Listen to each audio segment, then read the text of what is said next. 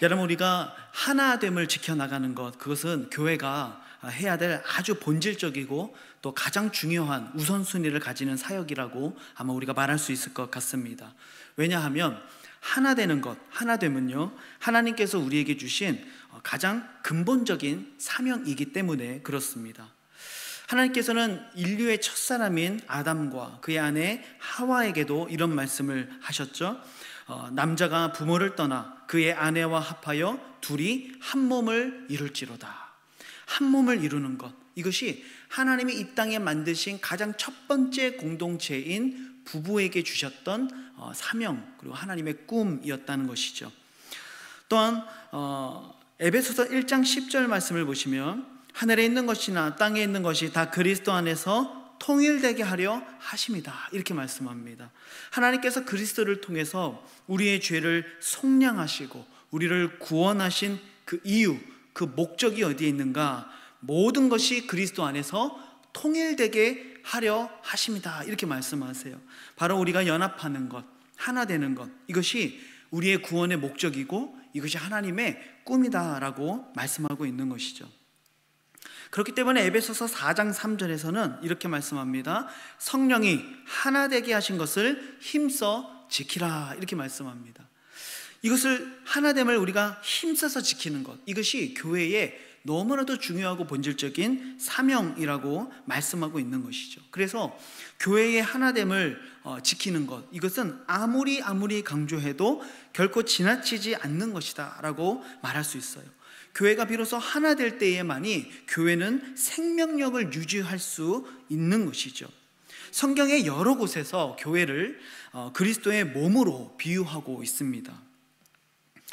예수님이 머리가 되시고 그리고 우리는 그 몸의 각각의 지체가 된다고 이야기하죠. 그래서 우리가 한 몸, 유기적으로 연결된, 연합된 바로 한 몸 된 공동체가 바로 곧 교회다라고 성경은 이야기하죠. 그래서 이 몸이 하나이듯이 이 몸이 찢어지면 그리고 사람은 죽게 되는 것처럼 교회가 한 몸을 이루지 못하고 이 하나됨을 지켜내지 못하고 서로 찢어지고 분열되면은요, 이 교회는 반드시 생명력을 잃어버릴 수밖에 없고 능력을 잃어버릴 수밖에 없다는 것을 성경은 우리들에게 가르쳐주고 있는 것이죠. 저는 오늘 이 자리에 있는 우리 사랑하는 성도 여러분들이 특별히 이 교회의 한몸됨을 잘 지키는 귀한 일꾼들이 되시기를 우리 주님의 이름으로 축복합니다. 그러기 위해서 오늘 본문에 보면 몇 가지의 가르침들을 우리에게 주고 있는데요, 첫 번째로는요, 믿음이 강한 자가 약한 자들의 이 약점을 담당해야 된다라고 우리들에게 가르쳐 줍니다. 본문 1절입니다. 믿음이 강한 우리는 마땅히 믿음이 약한 자의 약점을 담당하고, 이렇게 말씀하죠. 강한 사람이 약한 자의 이 약점을 담당해야 된다라고 말씀합니다. 이 약한 자의 약점이라는 말을 다르게 표현하면 약한 자들의 실패를 우리가 담당하라라는 말입니다. 그들의 믿음이 연약하기 때문에 세상에서 실패합니다. 믿음 안에서 실패할 때가 있습니다. 그럴 때 그들의 연약함들을 용납하라는 것이죠. 그들을 향해 인내하고 참으라는 것입니다. 그러나 단지 인내하고 용납하고 받아주고 참는 것에서 그치는 것이 아니라 그들의 실패, 그들의 연약함을 담당하라는 말은요, 좀 더 한 걸음 나아가서 그들의 실패를요, 내가 함께 지고 가야 할 나의 짐, 나의 실패, 나의 연약함으로 서로가 그것을 인정해야 된다라는 의미를 여기에 담고 있는 것이죠. 여러분, 우리는 손가락이 10개가 있습니다. 많이 있잖아요. 근데 이 손가락 중에 하나가 아파도 그것은 내가 아프다고 말하는 것과 같은 것이죠. 우리는 한 몸이라는 것이죠. 그래서 한 지체가 아파할 때, 그들이 연약함 가운데 무너질 때, 그들이 때로는 실패할 때, 그들의 실패, 그들의 연약함이 그저 나와 상관없는 문제가 아니고 그들만의 문제가 아니라 그것이 곧 나의 문제라는 것이죠. 여러분, 우리의 가족을 한번 생각해 보십시오. 우리의 자녀의 문제가 곧 누구의 문제입니까? 나의 문제예요. 우리 부모님의 문제가 곧 누구의 문제입니까? 나의 문제입니다. 우리의 가족의 문제죠. 그들이 연약할 때, 그들이 실패할 때, 그들이 아프고 힘들 때 우리는 그들의 연약함을 함께 나누게 됩니다. 그것이 바로 가족이죠. 여러분, 그것이 바로 교회의 모습이 되어야 한다는 것입니다. 믿음이 연약한 자들이 실패하고 넘어지고 연약함 가운데 무너져 있을 때 그들의 눈물을, 그들의 아픔을, 그리고 그들의 실패를 나의 것으로 인정하고 받아들이고 우리가 함께 그 짐을 짊어지고 가야 된다라고 성경에 말씀하고 있죠. 그들은 믿음이 연약하기 때문에 믿음으로 살아가는 그 삶에 많은 실패들을 경험합니다. 특별히 교회 안에서도 많은 실패들을 경험하죠. 실수하기도 합니다. 아무리 말씀을 가르쳐줘도 그들은 말씀을 의심하기도 하고요. 또는 아무리 구원의 확신을 심어주려 노력해도 구원의 기쁨과 그 감격을 상실한 채 살아가죠. 아무리 주님의 그 죄사함의 그 영원함을 선포해도 죄사함의 기쁨을 누리지 못하고 늘 죄책감에 시달리며 살아가는 영혼들을 우리가 볼 때가 있어요. 때로는 교회 안에서 마땅히 행해야 될 여러 가지 성숙한 모습들을 감당하지 못하는 연약한 자들의 모습을 우리가 바라보게 되죠. 세상의 쾌락이나 탐욕 등을 버리지 못해서 여전히 교회 안에 들어와 있지만, 여전히 예수님을 믿는다고 고백하지만 그 육신의 자랑과 이생의 자랑을 버리지 못하고 그 쾌락을, 그 탐욕을 추구하며 살아가는 자들의 모습을 우리 주변에서 보기도 합니다. 그런데 이런 연약한 자들의 실패, 그들의 연약함들을 우리가 바라볼 때에 우리가 그것을 나의 것으로 받아들일 수 있어야 된다는 것이죠. 그리고 그것이 나의 연약함이기 때문에 우리는요, 단지 그들을 비판하고 평가하는 것을 삼가야 된다라는 것을 우리는 반드시 기억해야 됩니다. 여러분, 내 자녀의 문제들을 우리가 밖에 나가서 우리 자녀가 이렇게 잘못했습니다, 이런 나쁜 짓을 썼습니다 라고 말하는 부모가 있습니까? 그렇지 않죠. 우리 자녀들의 문제, 아픔, 그런 부끄러운 모습은요, 숨겨지고 싶은 것이 우리 부모들의 마음 아니겠습니까? 어디 내 자녀의 문제들을 이 세상에 떠벌리며 그것을 자랑인 것처럼, 나와는 아무 상관이 없는 문제인 것처럼 떠드는 그런 부모가 어디 있겠습니까? 여러분, 이것이 바로 믿음이 강한 자가 약한 자들에게 보여주어야 될 모습이라는 것이죠. 그들의 약함이 그저 나와 상관없는 문제가 아니라 그 약함이 나의 약함, 그의 문제가 나의 문제임을 인식하고 그들을 단지 평가하고 비판하는 것을 삼가야 된다는 것이죠. 만약 우리가 그 연약한 자들의 약점, 그들이 교회 안에서 보이는 믿음이 없는 모습들을 바라보면서 그저 우리가 비판하고 그들을 평가하고 우리가 정죄한다면, 한국 속담으로 치면 그것은 결국 자기 얼굴에 무엇을 뱉는 거예요? 침 뱉는 것과 같다는 것이죠. 왜요? 교회는 한 몸이고 한 가족이기 때문에 그렇습니다. 그러니까 결국 우리가 그들을 비판할 때 그들의 연약함을 나와는 상관없는 단지 정죄하고 비판하는 문제로 우리가 치부해 버릴 때 결국 그 모든 행동들은 나의 얼굴에 침 뱉는 행동이 된다는 것이죠.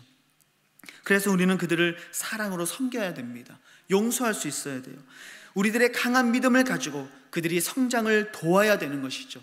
그들을 양육하는 것입니다. 그래서 그들이 그리스도의 장성한 분량에 이를 때까지 옆에서 도와주는 양육자로, 보호자로, 선배로 우리가 그들의 믿음을 이끌어줄 책임이 우리들에게 있다는 것이죠. 여러분, 교회에서 정말 믿음이 좋은 사람, 성숙한 사람은 누굴까요? 그런 사람은 어떤 직분을 갖고 있는 사람도 아닙니다. 어떤 섬김을 많이 하는 사람도 아닙니다. 정말 교회 안에서 성숙한 사람, 정말 믿음이 강한 사람은요, 분명하게 말할 수 있어요. 바로 약한 자들의 약점을 짊어지고 담당하는 사람이죠. 그들의 눈물과 아픔을 함께 나누며 그들의 짐을 함께 짊어지고 가는 사람들이죠. 그들을 단지 평가하고 비판하고 정죄하는 것이 아니라 그들을 세워주고 성장시키고 그들이 더욱더 성숙된 사람들이 될 수 있도록 하나님의 말씀으로 도전하며 이끌어가고 양육하는 사람, 여러분, 이런 사람이 정말 성숙한 사람이라는 것입니다.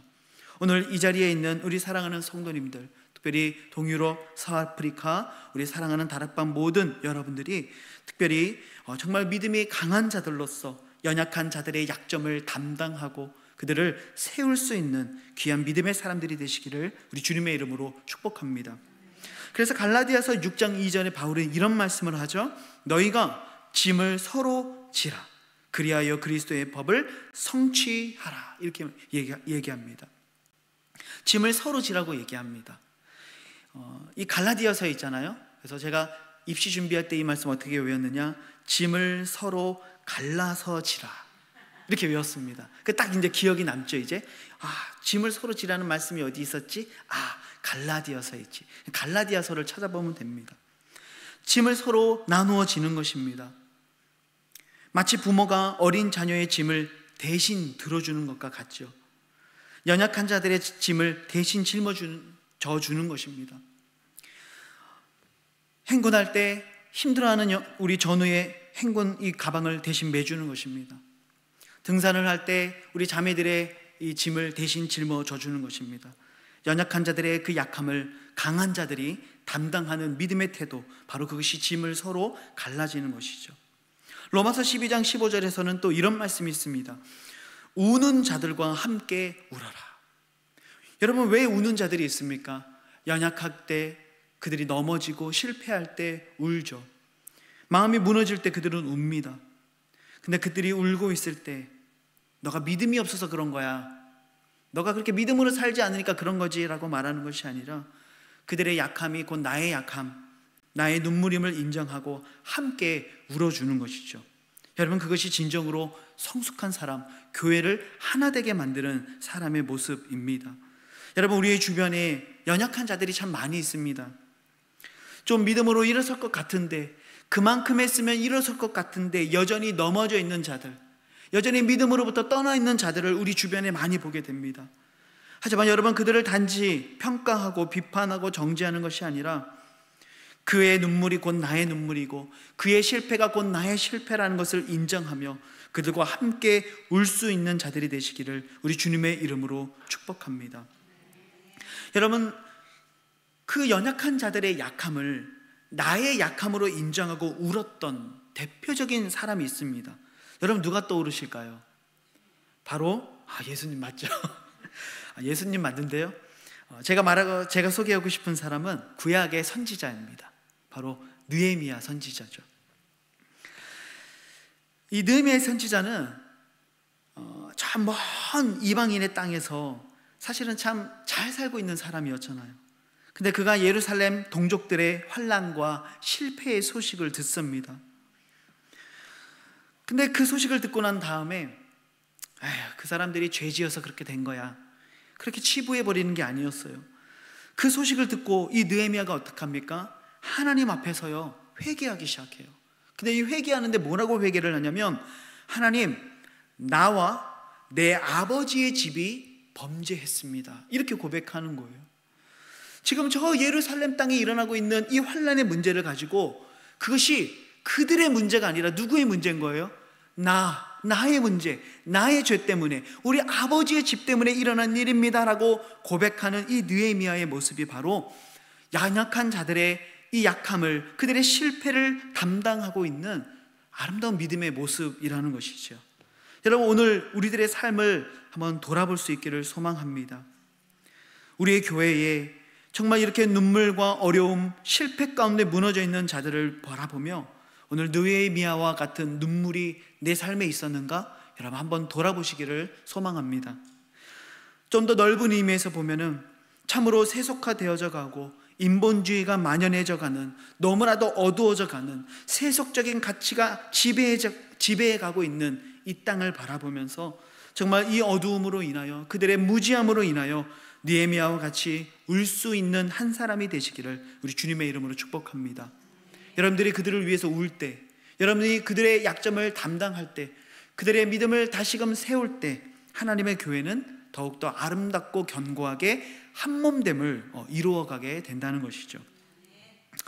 두 번째로 이 공동체의 하나됨을 위해서 우리가 해야 될 일은요, 자기가 아니라 이웃을 기쁘게 하는 삶의 목적성을 가져야 된다는 것이죠.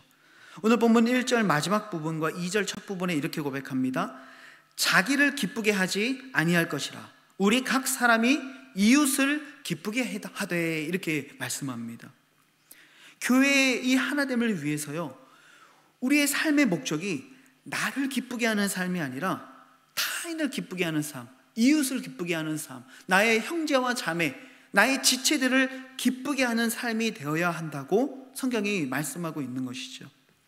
우리의 가정으로 한번 비유를 해보면요, 가정에서 부모와 그리고 어린 자녀들이 있다면 부모 어린 자녀 중에 누가 강한 자이고 누가 약한 사람이겠습니까? 부모가 강한 사람이고 어린 자녀들이 약한 자들이겠죠. 너무 당연한 말이에요. 그래서 최근 들어 이 설교에서 굉장히 많이 듣고 있는 드라마 이름이 있잖아요. 폭삭 소가수다. 저는 아직 이 드라마를 사실 보지는 못했지만 설교를 통해서 저도 여러 번 들어서 알고 있어요. 여기 보면은 이 드라마가 우리에게 보여주고 있는 게 뭐예요? 부모는 자녀를 위해 자신을 아낌없이 내어주고 자녀의 성공을 위해, 자녀의 삶을 위해 헌신하는 존재라는 사실을 이 드라마가 우리들에게 보여주고 있는 거잖아요. 여러분, 왜 부모가 자녀를 위해 헌신합니까? 왜 아낌없이 내어줍니까? 왜 그들의 삶을 위해, 그들의 성공을 위해 부모는 자신의 실패를 겪어야 됩니까? 왜죠? 부모가 강한 자고 우리 자녀들이 약한 존재이기 때문에 그래요. 먼저 된 자이고 더 강한 자이기 때문에 우리 자녀들을 섬겨주는 것이죠. 물론 그 힘의 균형이 바뀌는 순간이 찾아옵니다. 이제는 부모가 약해지고 자녀들이 더 강한 자가 될 때가 있겠죠. 그러면 어떻게 해야 돼요? 자녀들이 우리 부모들을 섬겨주고 공경하고 그들을 먹이고 그들을 보호하고 그들을 이끌어 가야 되겠죠. 부모를 위해 헌신하고 부모를 위해 때로는 내 삶을 내려놓을 수 있는 삶을 살아야 되겠죠. 왜 그렇습니까? 더 강한 자이기 때문에 그렇습니다.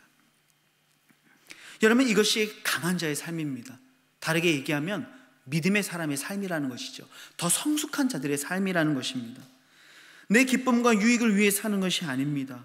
우리 주변의 연약한 자들, 영적으로 아직 성숙하지 못한 자들, 진리를 경험하지 못하고 살아가는 그리스도인들, 늘 불안과 염려, 죄책감 가운데 살아가는 영혼들, 세상의 욕심에서 벗어나지 못한 채 살아가는 연약한 영혼들, 여러분, 그들의 성장을 위해, 그들의 기쁨을 위해, 그들의 유익을 위해 살아가는 사람들, 여러분, 이러한 사람들이 진짜 성숙한 사람, 교회의 한몸됨을 지켜내는 사람들이라는 사실입니다.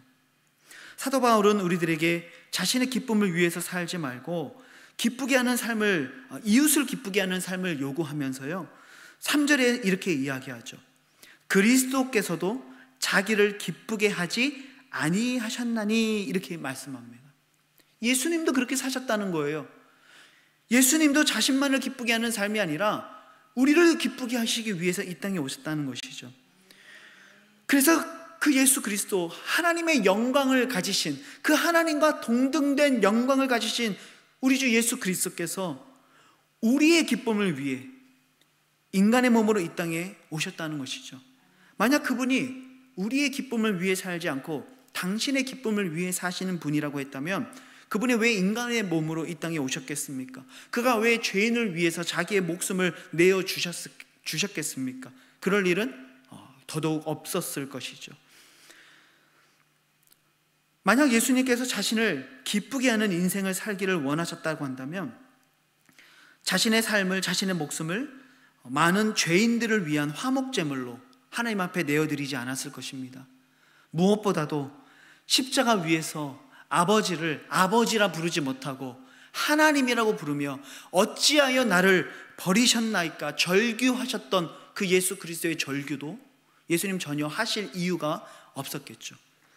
하자면 예수님 왜 절규하셨습니까? 왜 자신의 목숨을 내어주셨습니까? 왜 인간의 몸으로 이 땅에 오셨습니까? 바로 우리의 기쁨을 위해서인 거죠. 마가복음 10장 45절 유명한 말씀이죠. 인자가 온 것은 섬김을 받으려 함이 아니라 도리어 섬기려 하고 자기 목숨을 많은 사람의 대속물로 주려 함이다. 예수님이 이 땅에 오신 목적이 무엇입니까? 많은 사람이 구원을 받아 기쁨에 이르기 위해서, 그 영혼들의 기쁨을 위해서 예수님은 이 땅에 오셨다라는 것이죠. 히브리서 12장 2절에서도 이렇게 말씀합니다. 그는 그 앞에 있는 기쁨을 위하여 십자가를 참으사 부끄러움을 개의치 아니하셨다. 예수님이 왜 그 십자가를 참으셨습니까? 왜 예수님의 그 부끄러움과 조롱당하심, 여러분 왜 그것을 개의치 아니하셨습니까? 바로 그 앞에 있는 기쁨, 그 기쁨이 무엇입니까? 우리가 구원을 얻고 영생의 소망을 누리며 참된 평화를 누리고 기쁨을 누리고 사랑하는 그 기쁨을 위해서 우리 주 예수님은 그 앞에 있는 기쁨을 위해서 십자가도 참으시고 부끄러움도 개의치 아니하셨다라는 것이죠. 정말 예수님이 이 땅에 오셔서 자신을 위해 살아가신 것이 아니라 바로 우리를 위해, 죄인을 위해, 구원받을 영혼들을 위해 예수님은 살아가셨다라는 것이죠. 그래서 예수님은 우리들에게 이렇게 말씀하실 수 있는 거예요. 요한복음 12장 24절에 한 알의 밀이 땅에 떨어져 죽지 아니하면 한 알 그대로 있고 죽으면 많은 열매를 맺느니라. 내가 죽으면 많은 열매를 맺을 수 있다는 것이죠. 그래서 예수님은 이 땅에 인간으로 오셨고 당신의 목숨을 우리들을 위해 내어주셨습니다. 여러분, 이것이 성숙한 믿음의 사람들이 살아가는 믿음의 방법이라는 것이죠. 바로 예수님이 보여주신 길입니다. 예수님을 인격적으로 만나지 못한 사람들은요, 다른 표현으로 성숙하지 못한 사람들, 다른 표현으로는 약한 자들, 믿음에 강하지 못한 사람들은요, 이 기독교의 놀라운 신비를 이해할 수가 없는 거예요.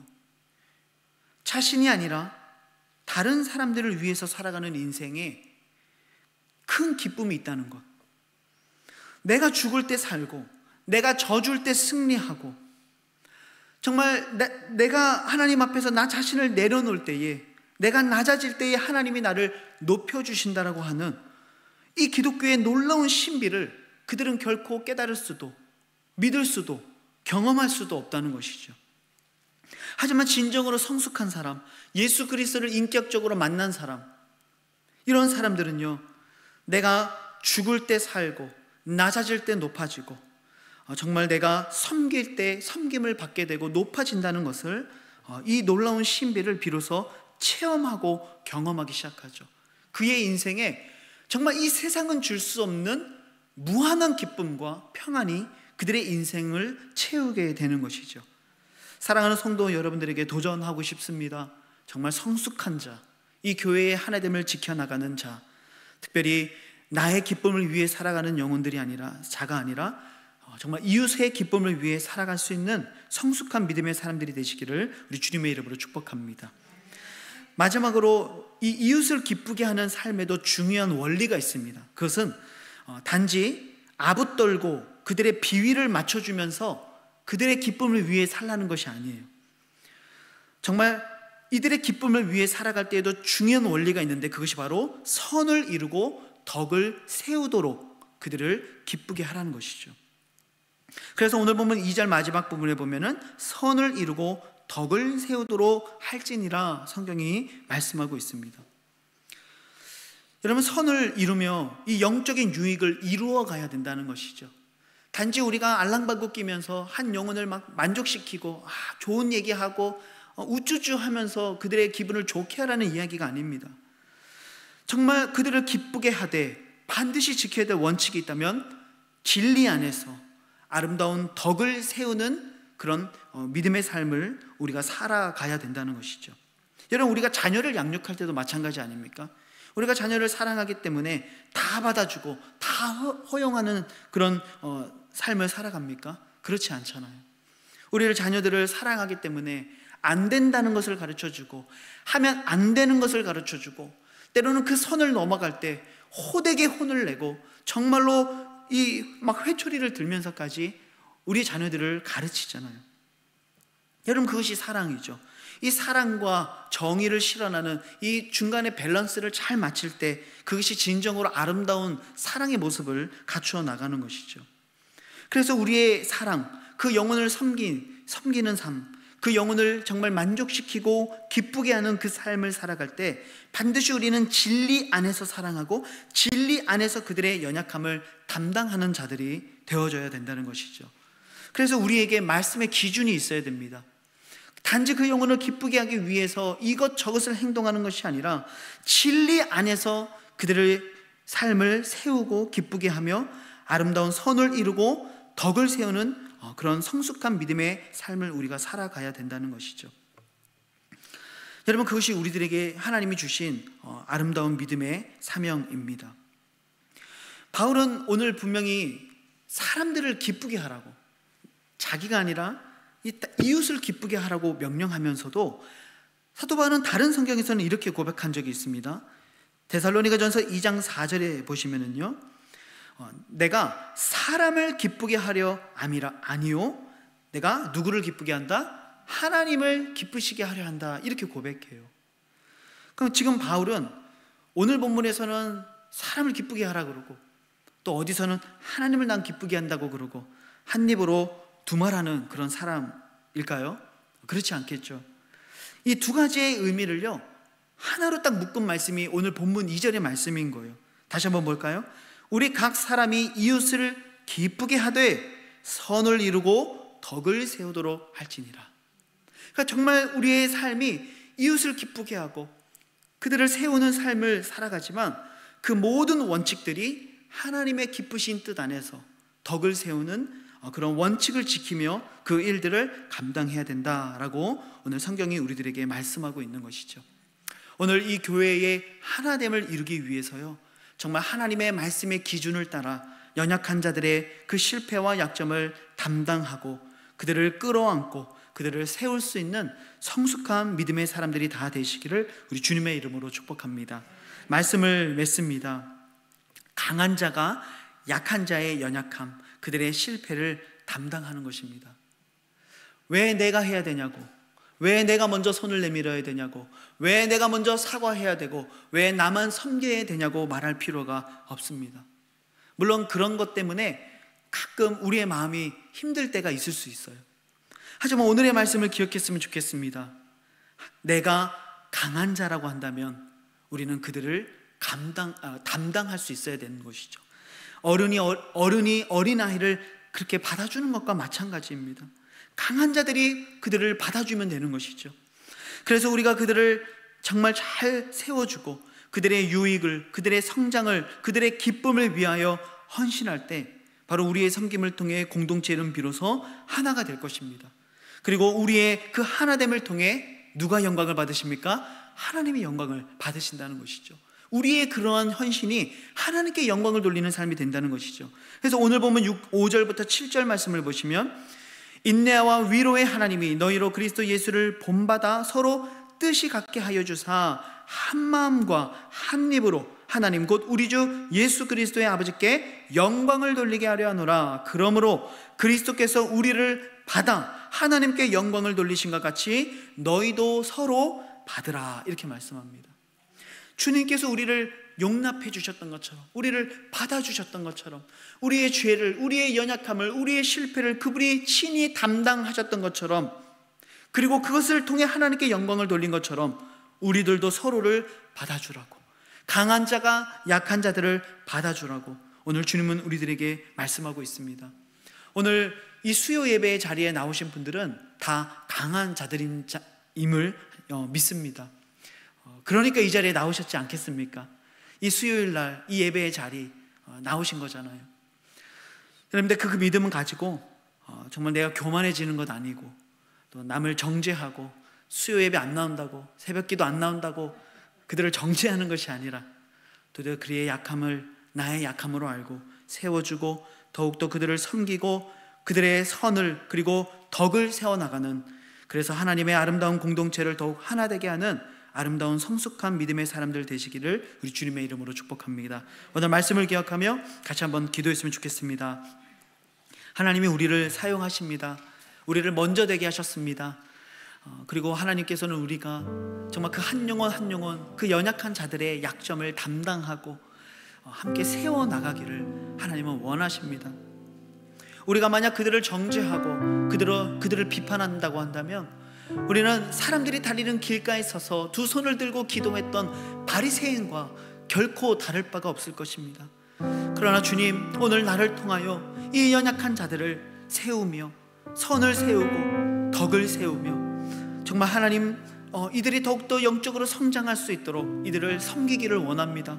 그래서 우리 교회가, 우리의 공동체가, 이 나라와 이 민족, 하나님의 나라와 하나님의 교회가 더욱더 견고한 믿음의 공동체로 세워질 수 있도록 인도해 주시옵소서. 때로는 왜 내가 해야 되며 때로는 왜 나만 해야 되냐고 참 불평과 원망이 올라올 때도 있지만, 하나님, 우리가 더욱더 하나님 앞에 강한 자이고 성숙한 자이기 때문에 반드시 그 일들을 감당해야 됨을 기억하게 하여 주시고, 우리의 섬김이 결코 이 땅에 떨어지는 것이 아니라 천국에서 해같이 빛나게 될 것을 믿음으로 바라보면서 이 섬김 끝까지 감당할 수 있는 믿음을 허락하여 주시옵소서. 오늘 우리 말씀을 기억하며 우리 주여 한번 무리 짓고 함께 기도하기를 원합니다. 함께 기도하시겠습니다.